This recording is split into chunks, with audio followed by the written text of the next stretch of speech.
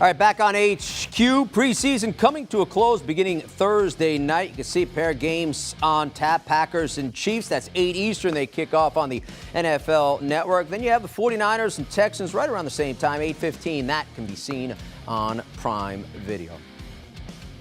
It is the third and final week of preseason play. Let's get some insight from CBS NFL sports writers Tyler Sullivan and Ryan Wilson, Ryan of the famed Pick Six podcast. And gentlemen, sizing up preseason games is always a challenge, sporadic as to which starters play and for how long. That said, Packers visiting the Chiefs. Green Bay favored by a point. You have to imagine Patrick Mahomes and key KC starters will be spectators, though Andy Reid has made no announcements. Jordan Love will again get some run for the Pack. That game offers a total of 36. Ryan, how are you looking at this game?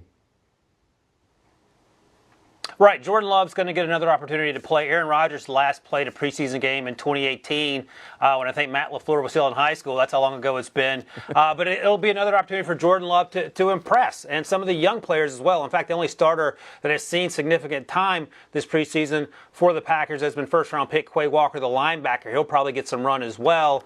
They need to figure out the wide receiver groups, of course. And then on the other side, what do you have in the Chiefs?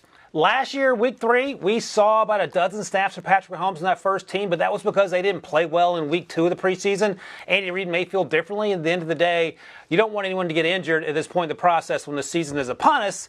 Knowing all that and knowing that it's impossible to predict who's going to win these things in the preseason, I'll just go with the Packers because Jordan Love will continue to fling it. He's almost a sort of preseason starter at this point. He gets all the reps. And I'll also take the over. 36 feels sort of low, even though this week the preseason has been fewer scoring than we saw last week. But I think that the teams go over this number in part because they'll be throwing it around and trying to figure out who can do what as guys are vying for roster spots.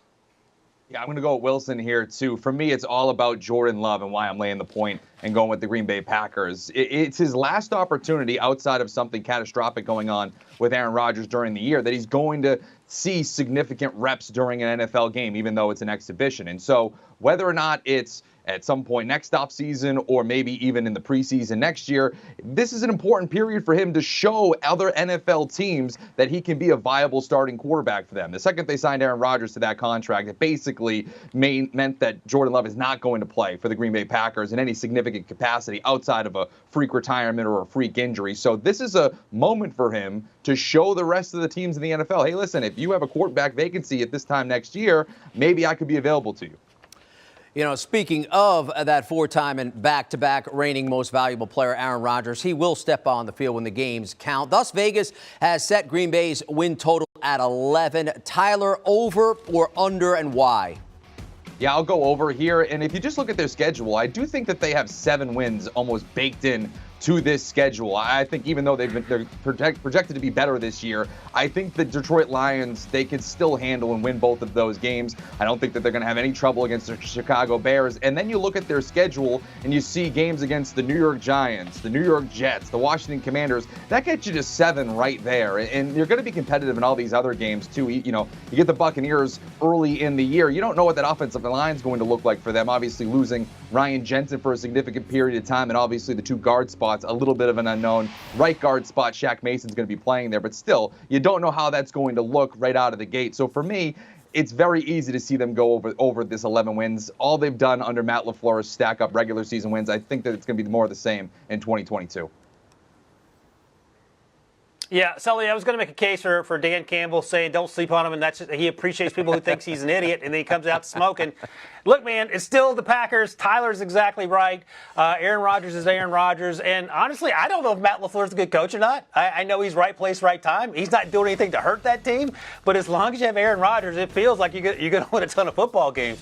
I don't even know if Matt LaFleur and Aaron Rodgers like each other. They seem to get along well publicly, but secretly, if they don't like each other, I have no idea. Again, it doesn't matter for many of the reasons that Sully has laid out. They played a division that's not very good. We'll see what the Vikings do. Ultimately, it comes down to Kirk Cousins in that division, and he's been good at times and great and not great when it's mattered.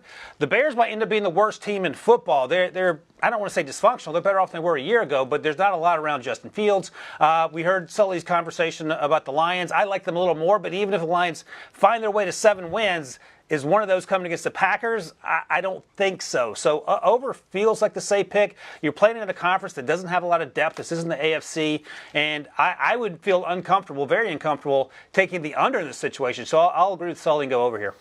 All right, so on the other side of the ball, Patrick Mahomes loses Tyreek Hill, but they add to that wide out room, perhaps more balance there among the position. Their win total is set at 10.5. Ryan, where are you on that number? Over. I'm not even hesitating. Andy Reid's been there 9 years. 8 of those years in Kansas City, they've gone over that number. And it's only been one season that they played 17 games. So they've done it over that 10.5, 11 number for 8 seasons. 5 of those seasons with Alex Smith at quarterback where they did very well. And then the last 4, of course, with Patrick Mahomes, who's the best player in the galaxy.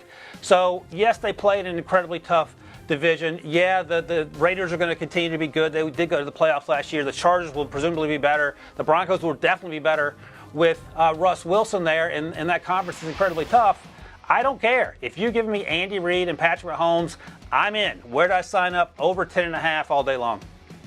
Yeah, this is finally some disagreement between Wilson and I, so this is good. I like the under here with the Kansas City Chiefs at 10.5, but it's not for the reasons that I think they're going to be particularly bad or anything like that. I still think that it's good money to get them to win the division at plus money. You know, for me, I look at the AFC West and say this is probably a winner that's going to be 10-7. They're going to beat each other up so much that I don't think that there's going to be a clear runaway that's going to take this division. So for me, I just don't feel particularly comfortable all of a sudden saying these Chiefs are going to go over 10, 11, 12 wins like they typically have. The division is so much superior. And then when you look at their schedule in terms of other teams' win percentage or win totals, projected win totals, it's the toughest by far in the NFL. So while I still think that they're going to be a good team and still be competitive, for me, that 10 number is right around where I think the division winner is going to land. And for 10.5, it just seems a little too rich for me for Kansas City. Yeah. Do you want a sports network that delivers everything that matters about the game? The highlights, the picks, the instant analysis, no yelling, no fake debates, no politics.